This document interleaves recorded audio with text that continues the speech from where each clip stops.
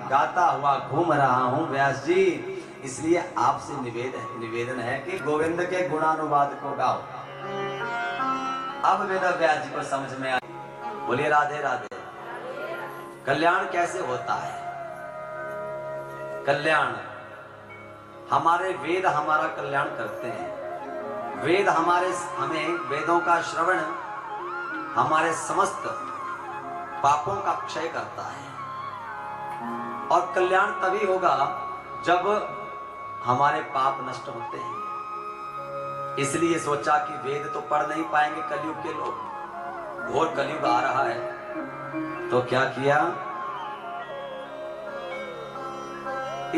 इन जीवों के कल्याण के लिए पहले तो वेद का विभाजन किया, 4 वेद बना दिए। पहले एक ही वेद था, ऋग्वेद, यजुर्वेद, सामवेद, अथर्ववेद, 4 वेद बना दिए। तब भी मन शांत नहीं हुआ कि अभी भी कल्याण नहीं हो सकता।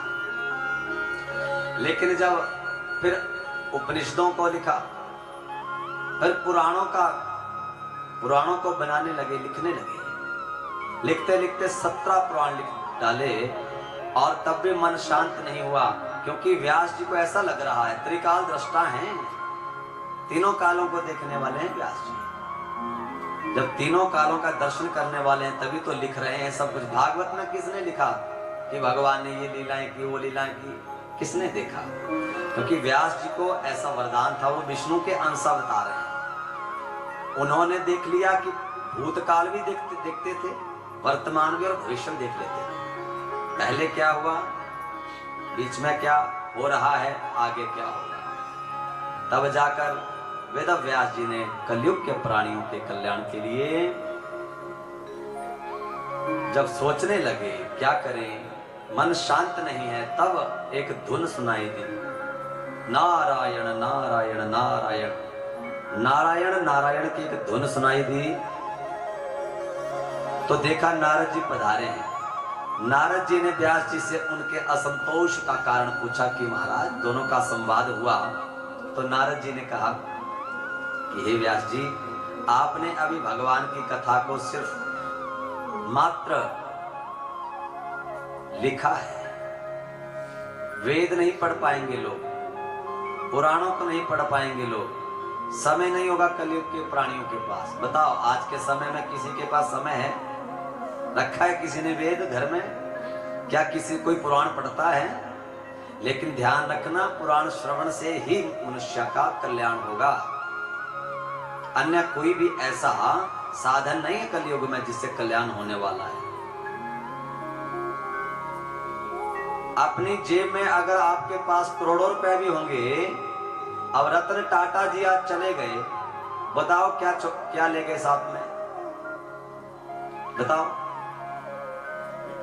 साथ में वही गया जो उन्होंने यहां पर पुण्य कमाया। इसलिए भाव भेनी श्रद्धांजलि रतन टाटा जी को सबने दी ना। साथ कुछ नहीं लेके गए तो साथ कुछ जाता नहीं है। पैसा जितना मर्जी कमा लीजिए, धन जितना मर्जी कमा लीजिए, लेकिन ध्यान रखना भैया, धनानि भूमौ पशवश्च गोष्ठे नारी गृह द्वारे जना शमशाने। भैया धन जो है रह जाएगा बैंक में, घर में। धनानि भूमौ पशवश्च गोष्ठे, ये हमारा पशुधन है, ये भी गोष्ठ में बंधा रह जाएगा। नारी गृह द्वारे, नारी भी साथ नहीं जाएगी, घरवाली वो भी गृह के द्वार तक जाती है, उसके आगे उसको परमिशन नहीं है। और जना शमशाने, जो हमारे मित्र संबंधी है वो भी शमशान तक साथ देंगे। और उसके बाद देहश्चितायाम परलोक मार्गे, इस देह को भी चिता पे रख के भस्म कर दिया जाएगा। और धर्मानुगो गच्छति जीव एकः, साथ में अगर कुछ जाएगा तो क्या जाएगा? एक धर्म जो कमाया हुआ है, जो हमने भगवान की कथा करवा दी, ज्ञान का दान कर दिया, कहीं पे कोई रास्ता बनवा दिया, बावड़ी बनवा दी, मंदिर का निर्माण किया, यही सब कुछ साथ जाता है। तो महाराज नारद जी ने वेदव्यास जी को समझाया कि महाराज भगवान की दिव्य लीलाएं तो आपने लिखी, समय नहीं होगा कलयुग के प्राणी के पास। क्योंकि कलयुग के प्राणी कैसे होंगे, ध्यान से सुनना भागवत में क्या लिखा है। मंदा सुमंद मतयो मंद भाग्या ह्युद्रुतः, कहा जीवों का कल्याण कैसे होगा। कली काल में लोगों की बुद्धि भी मंद होगी और भाग्य भी मंद होगा। अगर भाग्यहीन है, बुद्धिमान है, तब भी काम चल पड़ेगा कलयुग में, क्योंकि भाग्य नहीं है पर बुद्धि तो है, जोर लगा के कमा रहा है। अगर बुद्धिहीन है और भाग्यवान है, तब भी काम चल पड़ेगा। क्यों महाराज? तब भी काम चल सकता है कि भैया दिमाग अच्छा है, भाग्य अच्छा नहीं है, तो बुद्धि से काम करके चला रहा है। या फिर भाग्य अच्छा हो, बुद्धि नहीं हो, कोई भाई हो तो बुद्धि, इसको तो एक धेले की अकल नहीं है, फिर भी भाई बड़ा भारी है, क्योंकि भाग्य अच्छा है। लेकिन कलयुग में मंदा सुमंद मतयो मंद भाग्या युग द्रुतः, माने बुद्धि भी मंद और भाग्य भी मंद होगा कलयुग के प्राणियों का। बोलो राधे राधे। तो फिर कल्याण कैसे होगा? महाभारत भी लिख दिया।